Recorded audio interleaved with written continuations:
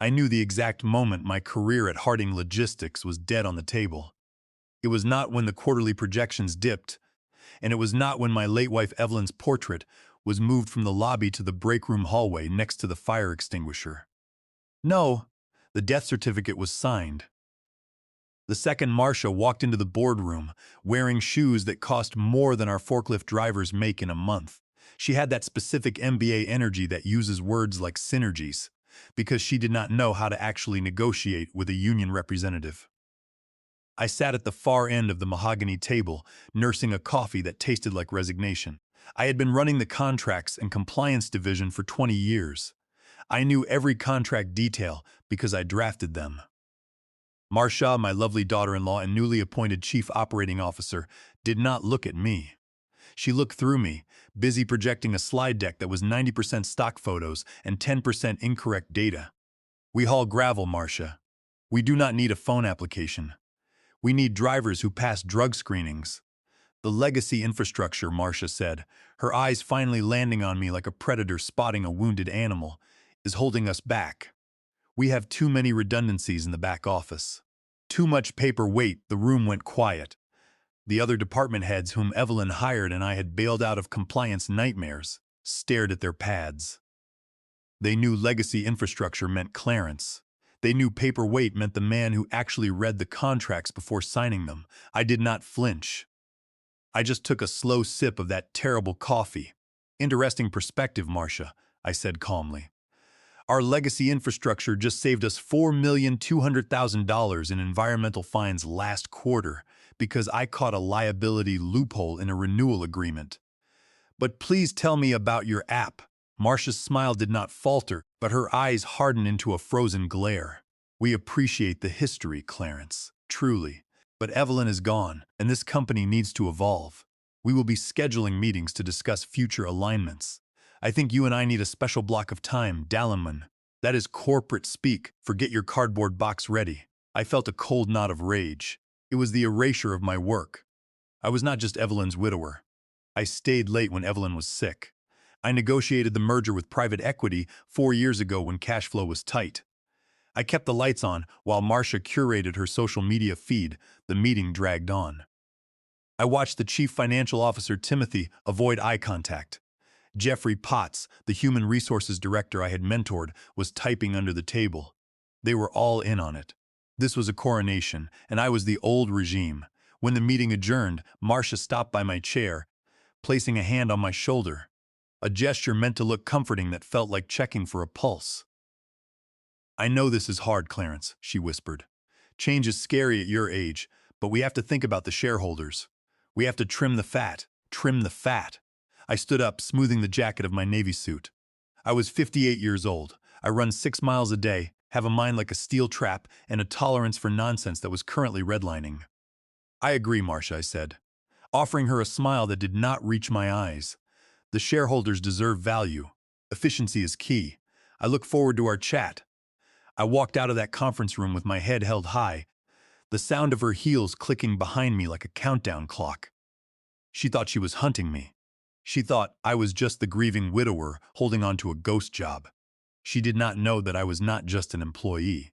I was the architect of the very floor she was standing on, and she had no idea that I had installed a trapdoor. I went back to my office, the corner office that used to belong to Evelyn, and I closed the door. I did not cry. I did not panic. I sat down at my desk, locked the bottom drawer, and pulled out a single red folder. Inside was not a resume. It was a document I had drafted 4 years ago during the acquisition panic when the board was terrified of a hostile takeover and begged me to secure the loyalty of the executive team. They had signed everything I put in front of them without reading it, too busy hyperventilating about stock prices. I opened the folder to page 14. The paragraph was short, boring really, just legal text in 11-point font. But to me, it looked like poetry. It looked like a loaded gun. Marcia wanted to trim the fat. She wanted to talk about alignment. Fine, we would talk. But first I needed to let her dig the hole a little deeper. I needed her to feel safe. I needed her to think she had won.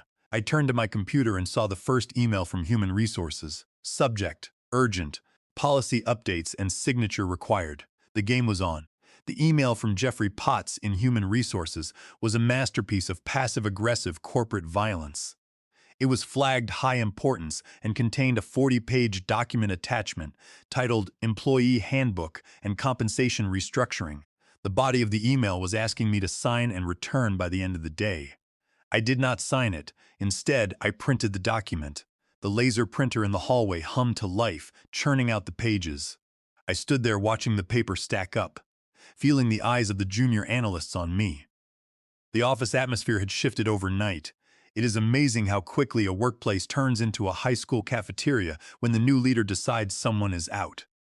People I had hired, people whose baby showers I had organized, were suddenly fascinated by their spreadsheets. When I walked by, they acted as if I were already gone. I took the warm stack of paper back to my desk, grabbed my red pen, and started reading. It was worse than I thought. It was not just housekeeping. It was a demotion disguised as a lateral move. Clause 4.2 detailed the renegotiation of title. Clause 8.1 revoked seniority bonuses. And the kicker, Clause 15, an at-will termination revision, which essentially stripped executive officers of specific grievance rights if their role was deemed redundant due to technological advancement. Marcia had written this, or rather, she had paid some overpriced consultant to write it, specifically to target me. It was a bear trap painted to look like a welcome mat. I annotated the margins with case law citations. I spent 3 hours dissecting her vision until the document looked like it was bleeding ink. Then I scanned it, saved it to my encrypted drive, and shredded the physical copy. I was not going to give them the satisfaction of a marked-up draft. I was going to give them silence. At 2 in the afternoon, the intercom buzzed, all hands meeting in the warehouse. Attendance was mandatory. I walked down to the warehouse. The warehouse smelled of diesel, dust, and cardboard. The crew stood in their grease-stained vests, arms crossed, looking tired. This was the heart of the company. These were the people who actually moved the freight. Marcia stood on a makeshift stage made of wooden pallets, holding a microphone like she was performing a presentation. She had swapped her heels for pristine white sneakers, a calculated attempt to look down to earth that only made her look more like a tourist in her own business. "Hey team," she shouted, her voice echoing in the cavernous space. "Who is excited about the third quarter?" Silence. A forklift beeped in the distance. I know. Change is tough," she continued. "We are streamlining. We are cutting the dead weight so you guys can move faster. We are introducing a new mobile application that tracks your brakes to the second, ensuring maximum efficiency." A murmur of discontent rippled. Tracking brakes to the second was prison rules. I saw Hank, the foreman who had been with us for 20 years, shake his head. Hank used to come to our backyard barbecues. He caught my eye, his expression filled with pity. He knew. Then Marcia dropped the hammer. She gestured to a large screen set up behind the stage. "Here is the new organizational chart for our logistics operations." The chart popped up. At the top, in a giant gold box, was Marcia's name, Chief Operating Officer. Below her was a clutter of new titles like Vice President of Synergy. I scanned the chart for my name, Director of Contracts and Compliance. It was not there. At the very bottom, in a gray, detached box floating in the void, was a title, Legacy Consultant, Interim. The breath left my lungs. She had put my career in a gray box labeled Interim and projected it on a screen in front of the entire company. I felt the heat rise up my neck, and I could feel the eyes of the warehouse crew shifting toward me. Marcia did not look at me. She was too busy pointing at the gold box. "This structure," she chirped, "allows for rapid decision-making without getting bogged down in historical bottlenecks." Historical bottleneck. That was me. I did not storm the stage. I did not scream. I took out my phone, snapped a photo of the screen, and then walked out. I went straight to the printer room on the executive floor. My name was gone from the phone directory list pinned to the wall. I walked back to my office and started packing my personal things. The framed photo of Evelyn and me in Hawaii, a crystal paperweight the team gave me for my 10th anniversary, my ergonomic mouse, Jeffrey Potts from Human Resources appeared in my doorway looking like a deer caught in headlights. "Clarence," he squeaked. "Did you get my email?" "I did, Jeffrey. We really need that signature today. Marcia wants to finalize the payroll transition." I placed a ceramic mug into the box. I am sure she does, but I have some concerns about the legality of Clause 15. I will need my lawyer to review it before I sign anything. Jeffrey turned pale. Clarence, we are family. We do not need lawyers. I finally looked at him. Marcia just put me in a gray box titled Interim in front of 200 people. Jeffrey, the family reunion is over. It is just a restructuring, he stammered. If you do not sign, Marcia might have to take other steps. Let her, I said. Tell Marcia to take all the steps she wants. Jeffrey fled, a frantic messenger running back to the Queen. They thought I was packing to leave. They thought I was conceding defeat, but I was just clearing the decks for action. I was not moving out. I was digging in. I sat down at my computer. It was time to retrieve the weapon. The next morning, the silence was deafening. My digital calendar, usually a colorful arrangement of vendor negotiations and compliance reviews, was completely blank. No meetings, no reminders, just white space. I tried to log into the logistics dashboard, the system I use to track global freight movements and spot contractual liabilities. The screen blinked. Error 4003. Access denied. Contact administrator. They were scrubbing me. It was the digital equivalent of changing the locks while you are still in the house. It was petty, it was amateurish, and it was exactly what I expected from Marcia. She thought that by cutting off my access to the daily operations, she would render me powerless. She thought my power came from my ability to see where the trucks were. She was wrong. My power did not come from the live feed. It came from the foundation. I opened the folder on my local drive labeled Personal. They had not locked me out of my own workstation yet, probably because they were too busy figuring out how to install Marcia's new productivity monitoring software. I navigated through a series of nested folders until I reached the archive from 4 years ago during the acquisition defense. 4 years ago, a predatory equity firm tried to dismantle us. They wanted to strip the assets, sell the fleet, and lease back the warehouses. Evelyn was already sick then, too weak to fight. The board was in a panic, ready to sell us out for pennies just to save their own skin. I stepped in. I drafted the defense. I structured the executive contracts to make firing us so expensive that the acquisition would lose its value. To get the board to agree to stay and fight, I had to offer them protection. I wrote new employment agreements for all executive officers, which included a severance and equity security clause. It was designed to protect them from the raiders, but I also wrote one for myself. I found the file, Clarence Harding Amended Agreement, executed PDF. I opened it. The legal text was dense and comforting. I scrolled to Section 12C, Involuntary Termination and Change of Control. The language was precise. I remember typing it at 3 in the morning, fueled by adrenaline and fear for my wife's legacy.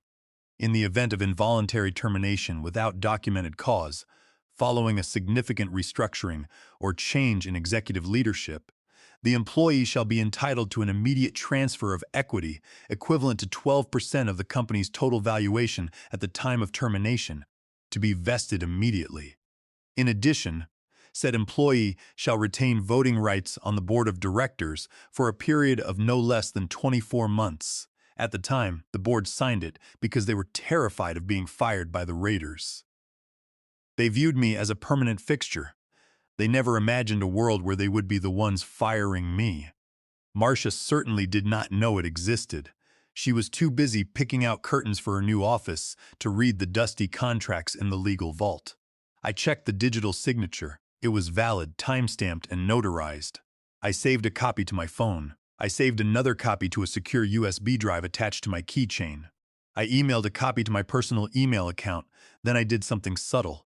I went to the company's internal investor portal, which miraculously I still had access to because it was on a separate server from the operations dashboard. I updated my profile. I did not change any data. I just verified my contact information and linked my personal email as a secondary contact for equity notifications. It was a breadcrumb. My office door opened without a knock. It was the IT technician, a young woman named Fiona. She looked like she wanted to be anywhere else. She was holding a cheap laptop. "Hello, Fiona," I said. "Clarence," she mumbled, staring at her shoes. "I am here to take your computer. Marcia's office said we need to cycle your hardware for security updates. They want you to use this loaner laptop." She held out a battered Chromebook that looked like it had been dropped down a flight of stairs. "I see," I said. leaning back in my chair. Does this loaner have access to the server? Basic email only, restricted permissions. She winced. I smiled at Fiona. It was a genuine smile this time. Poor Fiona, she was just a pawn. It is okay, Fiona. I understand. I unplugged my high-end workstation, the one with the dual monitors and the processing power to run complex logistical simulations. I handed it over. Be careful with it. There is a lot of history on that hard drive. I swapped it for the junk laptop. I opened the Chromebook. It took 5 minutes to boot up. The screen was dim. It was an insult, a calculated humiliation designed to make me quit. But I was not going to quit. I needed them to fire me. I needed the involuntary termination. If I resigned, Clause 12C was void. If I quit, I got nothing but a pat on the back. I needed Marcia to pull the trigger. I sat there in the silence, staring at the screen. I was a ghost in the machine now. No access, no power, no voice. Just a man in a corner office waiting for the axe to fall. My phone buzzed. A text from Marcia. Clarence, can you come to my office? We need to have that chat. Now, this was it. The ghost was about to haunt the house. Marcia's office was a glass box. She had replaced the frosted privacy glass with clear floor-to-soiling panes because she believed in radical transparency, which in practice meant she wanted everyone to see her being important. But she could not hear anyone screaming for help. I walked in with nothing but my phone and a small notebook. I did not need to take notes. I needed to make history. Marcia was sitting behind a desk that was comically large, a slab of white marble that looked like a sacrificial altar. She did not stand up when I entered. She gestured vaguely at a low-slung, uncomfortable modernist chair opposite the desk. Clarence, she said, her voice dripping with that patronizing softness people use on toddlers. Thanks for coming up. Close the door, would you? I closed the glass door. It did not block out the sound of the office, just muffled it. I could see the heads of the accounting department turning toward us. We were on display. How are you holding up? She asked, tilting her head. I know the organizational chart changes were abrupt. I am fine, Marcia, I said, sitting down and crossing my legs. I am just curious about the operational logic. Removing the contracts director in the middle of a vendor renegotiation cycle seems risky. She sighed, a long theatrical exhalation. See, that is just it. You are thinking about the details. I am thinking about the ecosystem. We are moving to an automated contract management system with artificial intelligence compliance. We just do not need the manual oversight anymore. Artificial intelligence compliance, I repeated. So, a chatbot is going to negotiate liability caps with the union representatives. Marcia's smile tightened. We are restructuring, Clarence. The board supports this. We need to be leaner. And frankly, she leaned forward, lowering her voice to a whisper. I think you are burned out. I think you have been carrying Evelyn's memory for too long. It is time for you to go rest. Enjoy the life insurance. Go to Europe. The condescension was so thick I could taste it. She was firing me and trying to frame it as a vacation. So, this is a termination, I stated flatly. We prefer to call it a transition, she corrected. But my employment is ending involuntarily. I pressed. Well, yes, but we have prepared a generous severance package. 3 weeks of pay for every year of service. It is very standard. I kept my face completely neutral. Inside, my heart was hammering against my ribs, not from fear, but from the adrenaline of the trap snapping shut. I needed her to say the words. Marcia, I said softly, forcing a look of vulnerability. I just need to know one thing.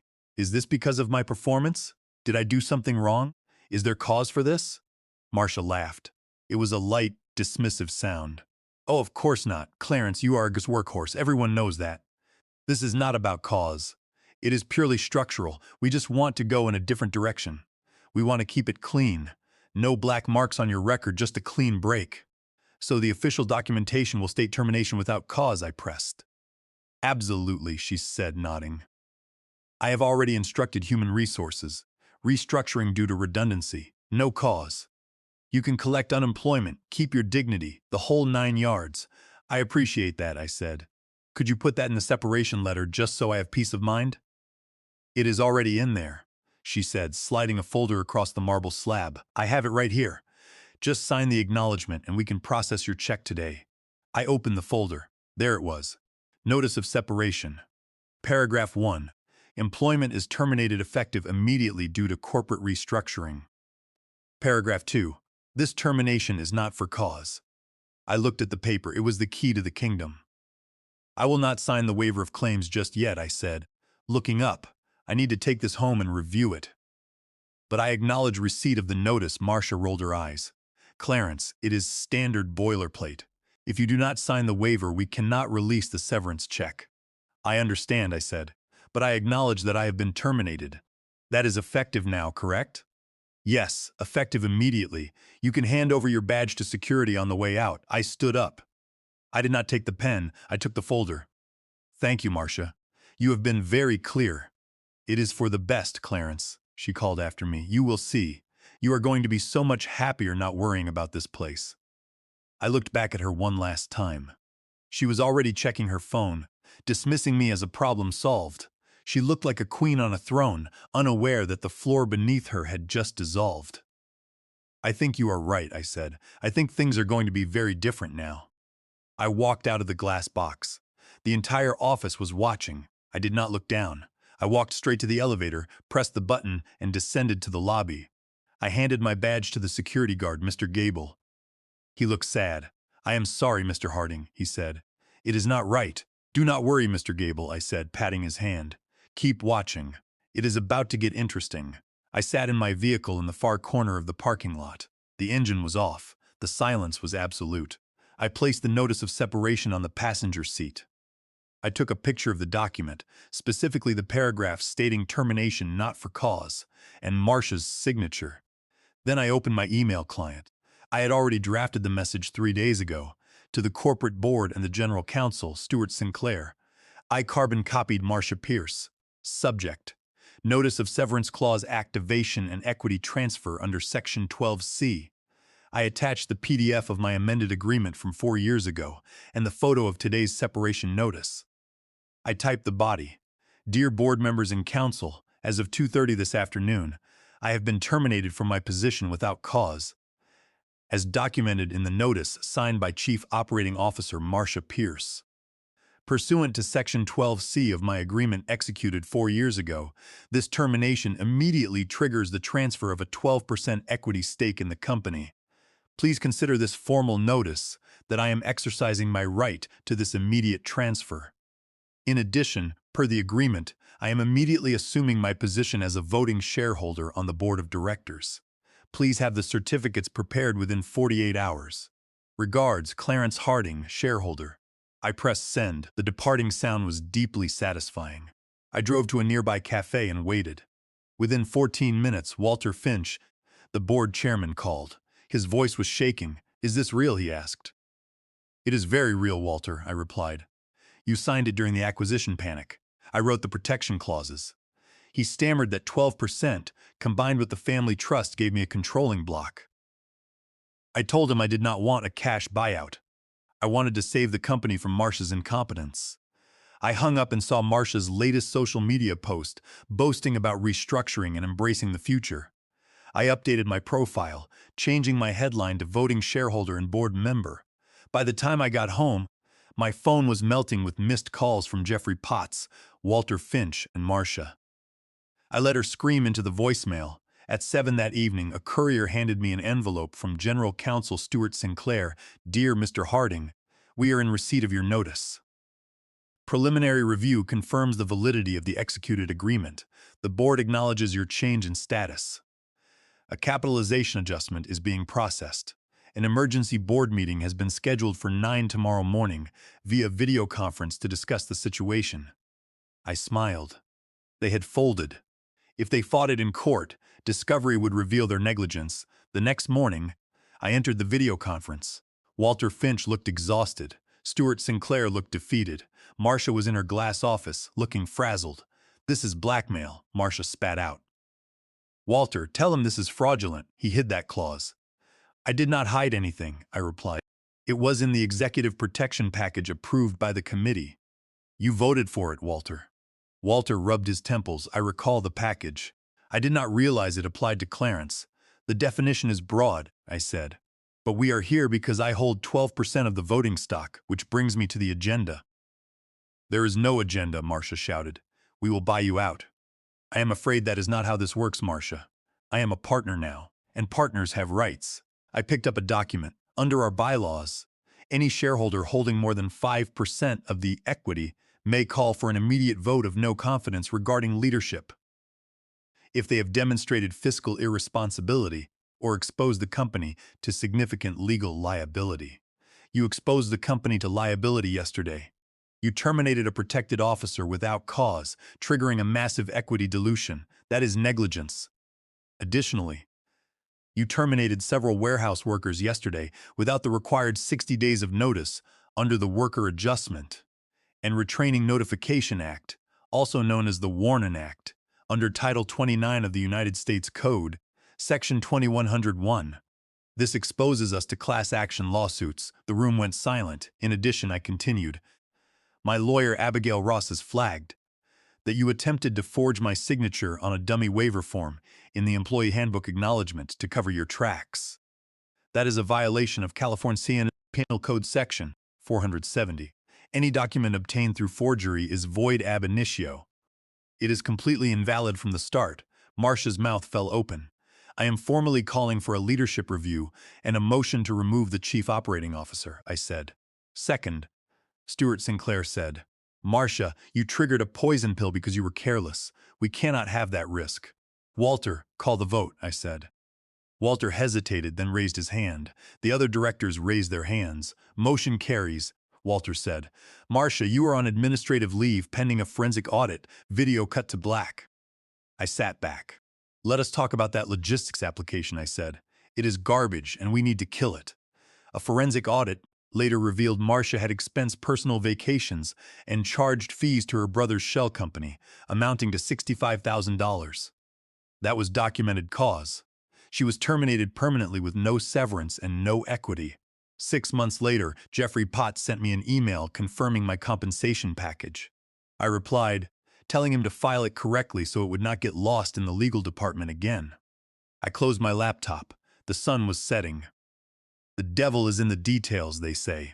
They are wrong. The devil is in the person who reads them.